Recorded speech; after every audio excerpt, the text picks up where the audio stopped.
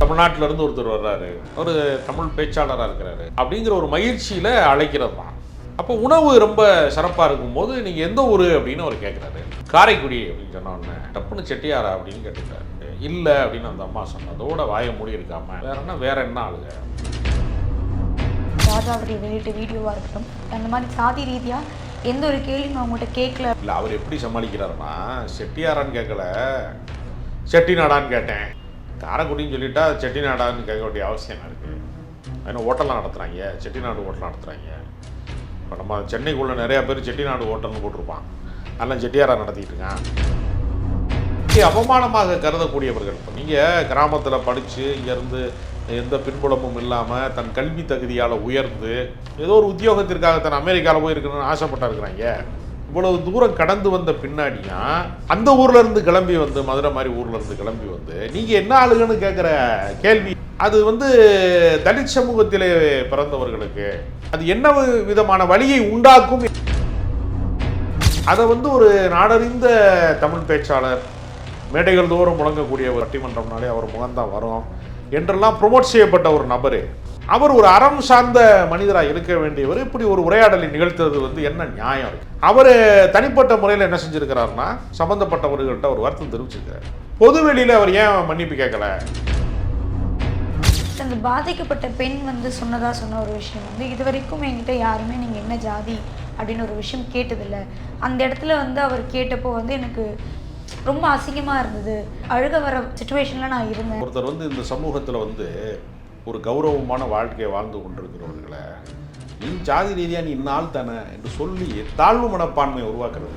ஆனால் ரொம்ப கொடுமையான விஷயம் என்னென்னா, அவரே சாதிக்கு எதிராக மேடைகள் எல்லாம் பேசியிருக்கிறார். ஆனால் அவருடைய தனிப்பட்ட வாழ்க்கையில் இப்படி ஒரு வக்கர புத்திய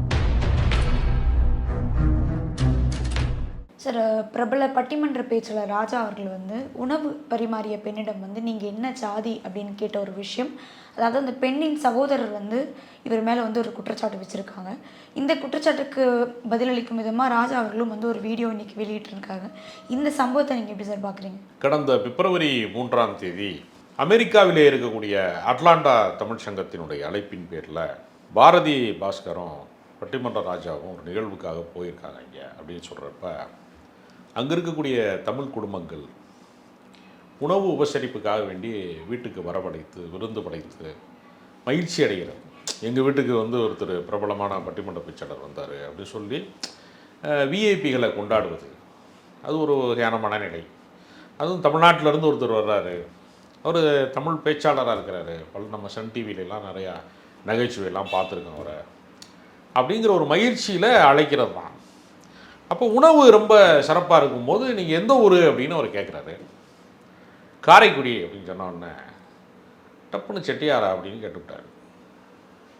கேட்டுட்டு இல்லை அப்படின்னு அந்த அம்மா சொன்னதோட வாயை மூடி இருக்காம வேற அப்படின்னு இருக்கார்.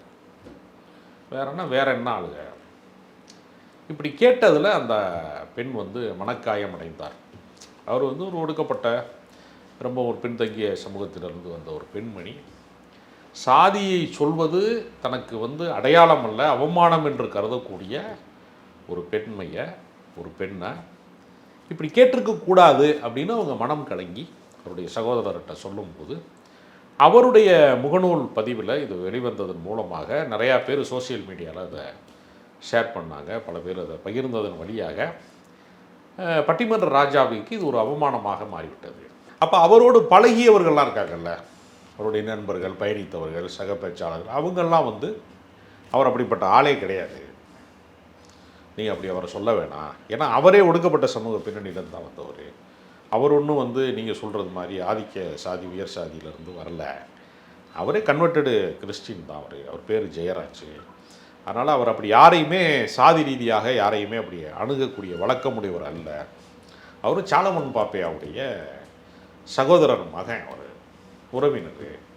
அதனால் அவர் அப்படியான வளர்ப்பு அவர் இல்லை அப்படின்னு கொஞ்சம் பேர் அவருடைய நட்பு வட்டாரத்தில் இருக்கிறவர்கள், தொடர்பு வட்டாரத்தில் இருக்கிறவர்கள் அப்படி பேசாதீங்க, அது அவதூறு அப்படின்ட்டாங்க.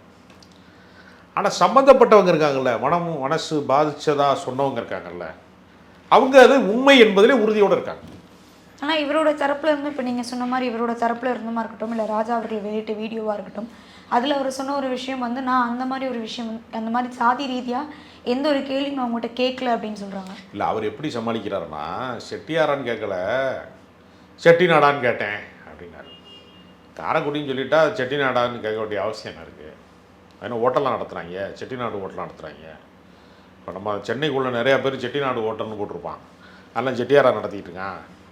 பல சமூகத்தில் இருக்க நடத்திட்டு இருக்கான். எனக்கு தெரிஞ்சு புதுக்கோட்டைக்காரவங்க நிறையா பேர், கல்லர் சமுதாயத்தை சேர்ந்தவங்க, பல சமூகங்களை சேர்ந்தவங்கெல்லாம் செட்டிநாடு ஹோட்டல் நடத்துவாங்க. அது வந்து சும்மா அந்த அந்த பகுதி சமையல், அது ஒரு பிரபலங்கிறக்காக ஒரு பிராண்டு, அதுக்காக சொல்கிறதானே தவிர அது வந்து அதை சொல்ல வேண்டிய அவசியம் என்ன இருக்குது? இப்போ நீங்கள் சாதியை பெருமிதமாக கருதுகிறவனிடத்தில் நீங்கள் சாதி குறித்து உரையாடுவதும், சாதியை அவமானமாக கருதக்கூடியவர்கள், இப்போ நீங்கள் கிராமத்தில் படித்து இங்கேருந்து எந்த பின்புலமும் இல்லாமல் தன் கல்வி தகுதியால் உயர்ந்து ஏதோ ஒரு உத்தியோகத்திற்காக தன் அமெரிக்காவில் போய் இருக்கணும்னு ஆசைப்பட்டா இருக்கிறாங்க. ஒரு உத்தியோகத்திற்காக நம்ம ஒரு வாய்ப்பு கிடைக்குது, நமக்கு ஒரு கூடுதல் சம்பளம் கிடைக்குது, ஒரு நல்ல வேலை வாய்ப்பு கிடைக்குது, ஒரு ஆப்பர்ச்சுனிட்டி கிடைக்குதுன்னு இவ்வளவு தூரம் கடந்து வந்த பின்னாடியும் அந்த ஊர்லேருந்து கிளம்பி வந்து, மதுரை மாதிரி ஊர்லேருந்து கிளம்பி வந்து நீங்கள் என்ன ஆளுங்கன்னு கேட்குற கேள்வியை வந்து தவிர்க்க முடியலைங்கிறது இருக்குல்ல. அது வந்து தலித் சமூகத்திலே பிறந்தவர்களுக்கு, கொடுக்கப்பட்ட சமூகங்களிலே பிறந்தவர்களுக்கு அது என்ன விதமான வழியை உண்டாக்கும் என்பதை உணரக்கூடிய சக்தி பல பேருக்கு இல்லை. நீங்கள் வந்து ஸ்காலர்ஷிப் கொடுக்கும்போது கூட, அரசாங்கத்தினுடைய உதவித்தொகையை கொடுக்குற போது கூட, ஸ்கூலில் வந்து வாத்தியார் வந்து சாதி பேரை சொல்லி என்னென்ன பசங்களும் ஜாதி பேர் வரிசையை ஆரம்பிச்சு அவங்க எல்லாம் எந்திரிச்சுல்றா, எஸ்சி பசங்களாம் எந்திரிச்சுல்றா அப்படி சொல்கிறது இருக்குல்ல. அப்போ தன்னை சாதியாக வந்து ஒரு மாணவனாக நேற்று வரைக்கும் நண்பனாக பழகினவன்ட்ட சாதியாக வந்து அவன் எஸ்சிஎம்ல அப்படின்னு சொல்கிற இடம் இருக்குல்ல, அந்த குழந்தைக்கு அது எவ்வளவு மனவலியை தரும் அப்படிங்கிற ஒரு கேள்வி இருக்கிறது. அப்போ சாதி ரீதியான அவமானங்களை சந்திக்கிறவர்கள் ஊர் வேறாகவும் சேரி வேறாகவும் இருக்கிறது.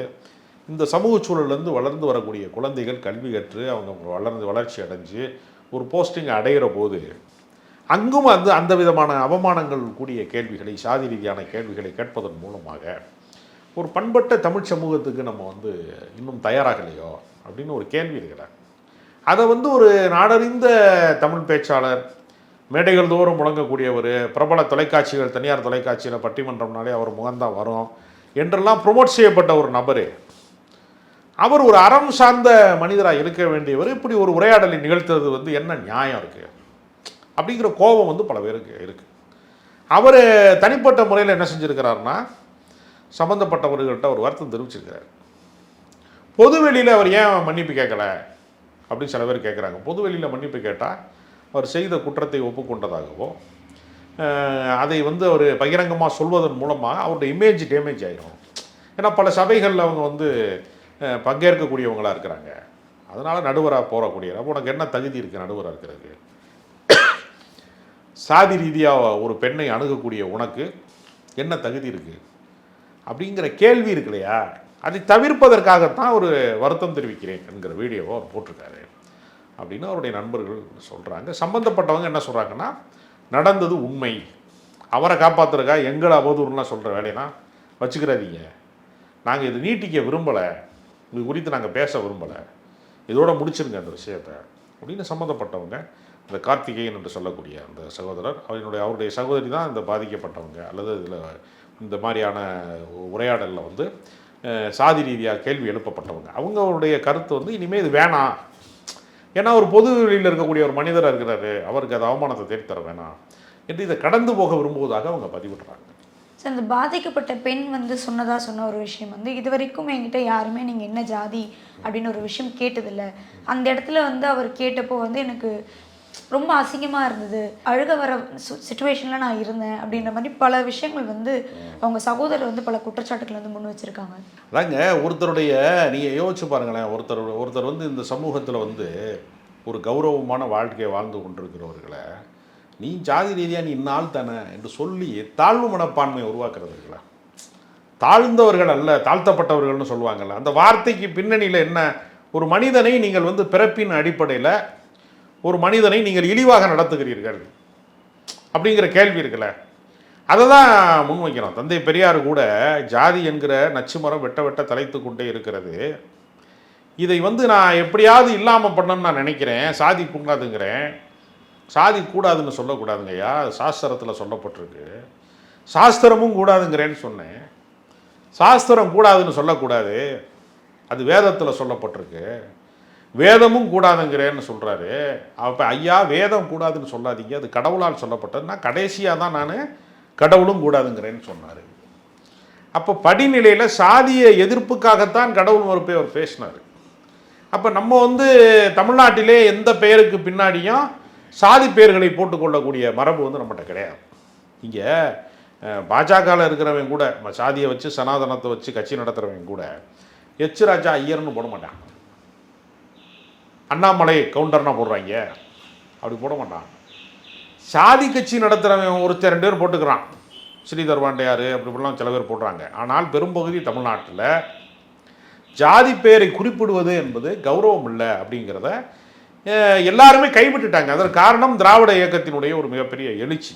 நீங்கள் திராவிட இயக்கம் மேடையில் பேசுகிறீங்க. பட்டிமன்ற ராஜா வந்து எத்தனையோ திராவிட இயக்க திமுக மேடைகளில் அவர் பேசுகிறாரு. அவருக்கு அந்த உணர்வு இருந்ததா? அவர் ஏன் அந்த அப்படி ஒரு வார்த்தையை அவர் வந்து ஏன் வந்து கேட்டார்? ஒரு சொல்லு வந்து வெல்லும், ஒரு சொல் கொல்லும் பார்க்கல. ஒரு மோசமான ஒரு சொல்லை, ஒருத்தருடைய சுயமரியாதைக்கு வந்து அவமானத்தை தேடித்தரக்கூடிய சொல்லை நீ சொல்ல வேண்டிய அவசியம் என்ன இருக்குது அப்படிங்கிற ஒரு கேள்வி தான் அது இருக்குது. ஆனால் ரொம்ப கொடுமையான விஷயம் என்னென்னா, அவரே சாதிக்கு எதிராக மேடைகள் எல்லாம் பேசியிருக்கிறார். ஆனால் அவருடைய தனிப்பட்ட வாழ்க்கையில் தனிப்பட்ட உரையாடல் என்று வருகிற போது, தனிப்பட்ட சந்திப்பு என்று வருகிற போது இப்படி ஒரு வக்கர புத்தியை அவர் வெளிப்படுத்தி விட்டார் என்கிற குற்றச்சாட்டை அவங்க முன்வைக்கிறாங்க. அப்படி தான் நான் பார்க்க வேண்டியது. சரி, இப்போது இவரோட தரப்புல இருந்தும் இவராக இருக்கட்டும், ராஜா அவர்களாக இருக்கட்டும், நான் அந்த மாதிரி விஷயங்கள் சொல்லலை அப்படின்னு சொல்கிறாங்க. ஆனால் அந்த பெண்ணுடைய தரப்புல இருந்தும் பெண்ணுடைய சகோதரர் அண்ணன் அவரும் வந்து இவர் இப்படி தான் கேட்டிருக்காரு, இப்படி தான் சொல்லியிருக்காருன்ற ஒரு விஷயம் குற்றச்சாட்டும் வைக்கிறாங்க. இந்த சம்பவம் வந்து எங்கே போய் முடியும் அப்படின்னு நினைக்கிறீங்க? இல்லை, இது வந்து தனிப்பட்ட 2 பேர் சம்மந்தப்பட்ட பிரச்சனை அது கிடையாது. சாதியை வந்து தோற்றுவித்தது வந்து ராஜா கிடையாது, அந்த பெண்ணும் கிடையாது. அப்போ இந்த மாதிரியான சமூகத்தில் வந்து ஒரு மனிதனுக்கான அடையாளமாக கல்வி இருக்கலாம், உத்தியோகம் இருக்கலாம். இவர் யாருங்க, இவர் வக்கீலுங்க, இவர் யாருங்க, இவர் டாக்டருங்க, இவர் டீச்சருங்க என்று உத்தியோகம் அடையாளமாக இருக்கலாம். அறிவு சார்ந்த அடையாளங்கள் இருக்கலாம். ஒருத்தர் விஞ்ஞானிங்க, ஒரு கவிஞருங்க, ஒரு எழுத்தாளருங்க, ஒரு வியாபாரிங்க, அப்படி இருக்கலாம். ஒரு மனிதனுடைய அடையாளமாக அவனுடைய பிறப்பு இருக்கக்கூடாது. பிறப்பினால் ஒருவன் உயர்ந்தவனாகவோ பிறப்பினால் ஒருவன் தாழ்ந்தவனாகவோ ஆவது கிடையாது. இதுதான் பார்ப்பனிய சிந்தனை, இதுதான் சனாதன சிந்தனை. இந்த சனாதன சிந்தனையிலிருந்து சாமானியர்கள் விடுபட்டு வர வேண்டும் என்று நாம் நினைக்கிற போது மேடைகளிலே வந்து எல்லாருக்கும் முன்னாடி ஆளுமையாக நிற்பவர்களே அந்த உளவியல் சிக்கலோடு இருக்கிறார்கள் என்கிற போது சாதி என்கிற மனநோய் தீர்க்கப்பட வேண்டும். அதற்கு தந்தை பெரியார், அம்பேத்கர் போன்றவருடைய கருத்துக்களை நாம் இன்னும் அதிகமாக பரப்ப வேண்டும். இவ்வளோ நேரம் நிறைய விஷயங்களை பகிர்ந்தமைக்கு நன்றி சார்.